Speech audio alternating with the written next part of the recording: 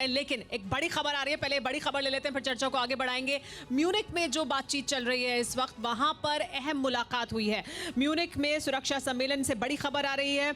कमला Harris, अमेरिकी उपराष्ट्रपति कमला Harris और जर्मन चांसलर की बात हुई है। दोनों नेताओं के बीच यूक्रेन संकट पर बातचीत हुई है।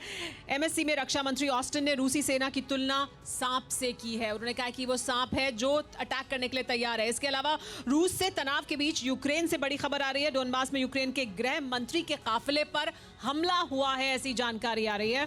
गृह मंत्री के काफिले पर मोर्टार दागे गए हैं। रूस के विद्रोहियों पर हमले की आशंका जाहिर की जा रही है। तो ये अलग अलग खबरें हैं। एक तरफ म्यूनिक से खबर आ रही है तो दूसरी तरफ यहां पर किस तरह से हालात और ज्यादा तनावपूर्ण हो रहे हैं उसकी खबर भी आ रही है कि गृह मंत्री के काफिले पर मोर्टार से हमला किया जाए। दीपक बोरा जी, ये दो अलग अलग खबरें। पहले मैं म्यूनिक में जो हुई है मुलाकात कमला हैरिस की और जर्मन चांसलर की, उसके बारे में बात करना चाहूंगी कि क्या ये भी, जब हम टाइमिंग की बात करते हैं तो क्या पुतिन को ये टाइमिंग भी बहुत सूट कर रही है, क्योंकि जो पूरा नाटो के सदस्य हैं, जर्मनी या फ्रांस, वो सब भी एक पेज पर एक साथ नहीं है।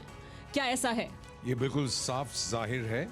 आपको मालूम है कि जर्मनी के जो नए चांसलर हैं वो व्हाइट हाउस गए थे और वहाँ पर एक व्यक्ति है, नाम आपने उसको सुना होगा, जैसे ही हमारे पीछे व्हाइट हाउस है बिल्कुल वही है, उसका नाम जो पुतिन है।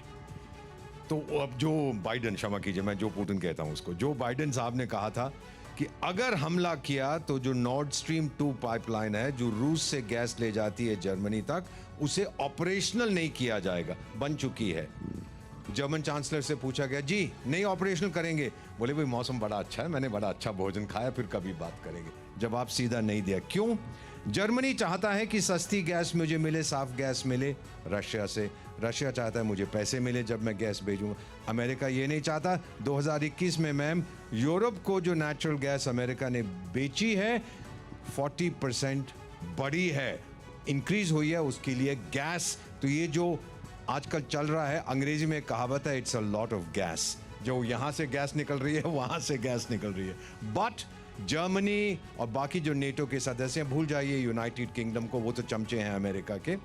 ये लोग नहीं चाहते कि जंग हो, क्योंकि नुकसान उन्हीं का होगा, फायदा उनका नहीं। क्योंकि अमेरिका बहुत दूर बैठा है और ये बिल्कुल पड़ोस में बैठे हुए हैं। America is the only member of NATO जो यूरोप में नहीं है मैम, वो तो पॉन्ड के दूसरी तरफ है। इन्हें झेलना पड़ेगा। लेकिन संदीप जी, हम एक तरफ देख रहे हैं कि डिप्लोमेटिक कोशिशें हो रही हैं। रूस भी ये कह रहा है, ऐसा नहीं कह रहा है कि देखिए हम बात नहीं कर रहे हैं, वो कह रहे हैं बात करेंगे। अभी रक्षा मंत्री की भी बात होगी आगे चलकर अमेरिका के रक्षा मंत्री से। अभी भी बातचीत का सिलसिला जारी है। एक तरफ वो बातचीत चल रही है और अभी हमने जो बड़ी खबर दिखाई, दूसरी तरफ ये खबर आ रही है कि कैसे गृह मंत्री के काफिले पर मोर्टार से हमला हुआ और वो कह रहे हैं कि रूस समर्थक लड़ाके हैं जो ये कर रहे हैं। तो ये दोनों चीजें एक साथ चल रही हैं। इसमें जीत किसकी होगी? क्या डिप्लोमेटिक रिलेशंस ही या डिप्लोमेसी के जरिए ही इसका हल निकलेगा, या हम ये भी होता देखेंगे जो जमीन पर इस वक्त हो रहा है, तनाव उस तरफ ज्यादा बढ़ेगा? देखिए, आपने सवाल बहुत इंपॉर्टेंट सवाल किया है कि जीत किसकी होगी। दो चीज़ें हैं जो कंटिन्यूस चल रही हैं। एक है कि अमेरिका के तरफ से डेट ओवर डेट दी जा रही है। पहले 16 तारीख की डेट दी गई और इसके बाद 20 तारीख की डेट दी गई कि विंटर ओलंपिक समाप्त हो जाएगा, इसके बाद फिर रशिया अटैक कर देगा। मेरा मानना ये है कि युद्ध जैसी स्थिति, जहाँ पर अभी मेरे बोरा सर बता रहे थे कि जिस म्यूनिक कॉन्फ्रेंस में यूक्रेन रशिया के भविष्य को लेकर के बात हो रही है, हमें समझना होगा उसी म्यूनिक कॉन्फ्रेंस में ओलाफ शोल्ज का अपनी एक चिंताएं हैं, और वो चिंताएं ये हैं कि 110 billion cubic metre gas Nord Stream pipeline से होकर जाएगी। दूसरी चिंता उसकी ये है कि जो 40% नेचुरल गैस एक्सपोर्ट होती है पूरे यूरोपियन कंट्री को, वो कौन देगा? उसका अल्टरनेटिव कौन होगा? उसका अल्टरनेटिव अमेरिका नहीं हो सकता है। क्यों?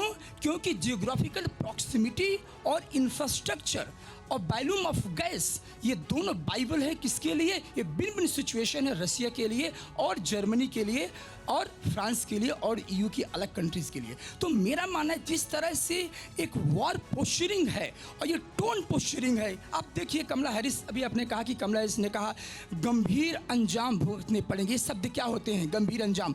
पुतिन तो बहुत ही कॉन्फिडेंट हैं। क्यों? वो इसलिए कॉन्फिडेंट हैं क्योंकि उनको मालूम है कि उनको करना क्या है। ये बहुत जरूरी है सर। परवाह देश की, सोमवार से शुक्रवार रात 10 बजे TV9 भारतवर्ष पर।